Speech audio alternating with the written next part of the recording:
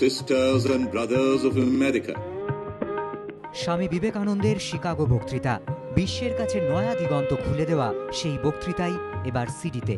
Swamiji Chicago বক্তৃতা বলে ইন্টারনেটে পাওয়া অডিওগুলি কোনোটাই আসল নয় বলে অভিযোগ, আর সেজন্যই সংকলিত এই সিডি প্রকাশের উদ্যোগ অদ্বৈত আশ্রমের।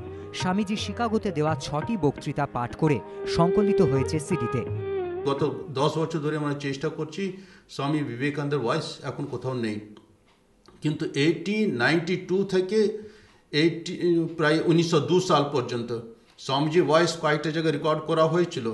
ইন্ডিয়াতে করা হয়েছিল, বিদেশে করা হয়েছিল, রাজা রামনাথ, রাজা মহারাজা, রাজা খেত্রী ওরা করেছিল, কিন্তু আমরা এখন পাচ্ছি না। এটাতে এখন যেহেতু ইন্টারনেটে এখন ভুল এটা প্রচার হচ্ছে না, স্বামীজি ভয়েস অরিজিনাল ভয়েসটা পাওয়া গেছে, সেটা রিফিউট করার জন্য এখন অদ্বৈত আশ্রম থেকে আমরা এখন বার করছি এটাকে।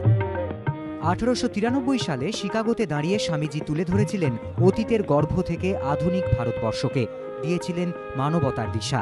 এতদিন বইয়ের পাতায় পাওয়া যেত সেই সব বক্তৃতা, এবার সিডির মাধ্যমেও তা অনেক মানুষের কাছে পৌঁছে যাবে, আশা উদ্যোক্তাদের। And I fervently hope that the bell that tolled this morning in honor of this convention may be the death knell of all fanaticism, of all persecutions, with the sword or with the pen. Sanchayan Mitra, ABP Ananda, Kolkata.